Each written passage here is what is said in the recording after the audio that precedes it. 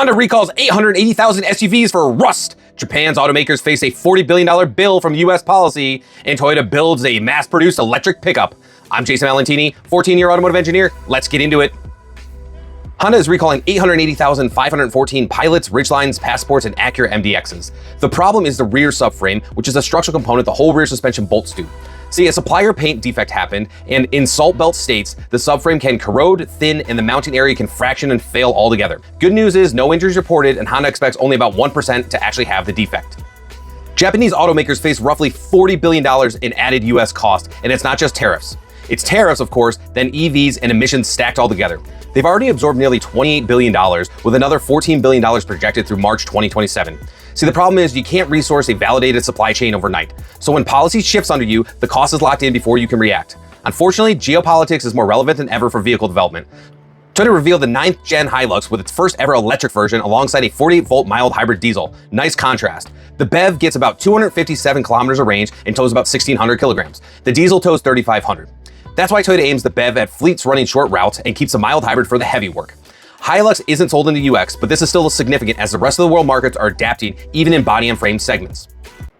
Congress just moved on the right to repair your own car, GM may ditch the cheap battery, and Trump won't renew the trade deal keeping your next car cheap. The House Energy and Commerce Committee advanced an amended Repair Act.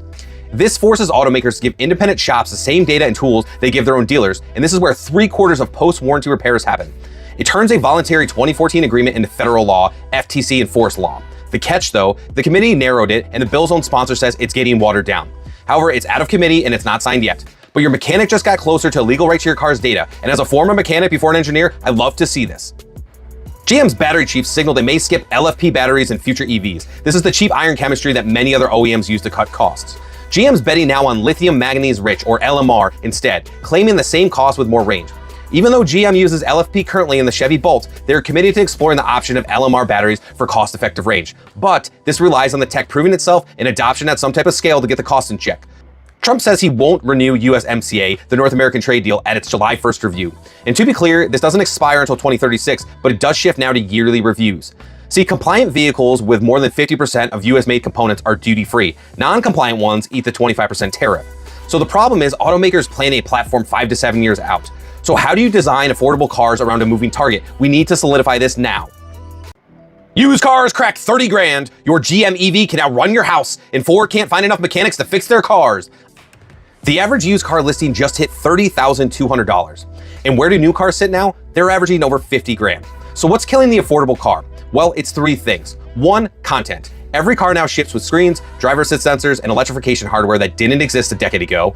2, tariffs and material costs are stacking on top. And 3, the used car market is still digesting the pandemic. We built way fewer cars in 2020 and 2021, so there are fewer good ones to buy now. The cheap car didn't die of natural causes, it just got engineered out. GM is scaling its bi-directional charging across its EVs, meaning your truck becomes a generator now. See, a Silverado EV holds around 200 kilowatt-hour battery pack, and a typical home backup battery holds maybe 13.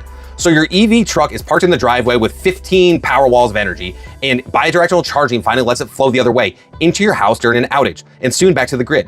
The biggest battery you own has always been the one with the wheels, so use the damn thing.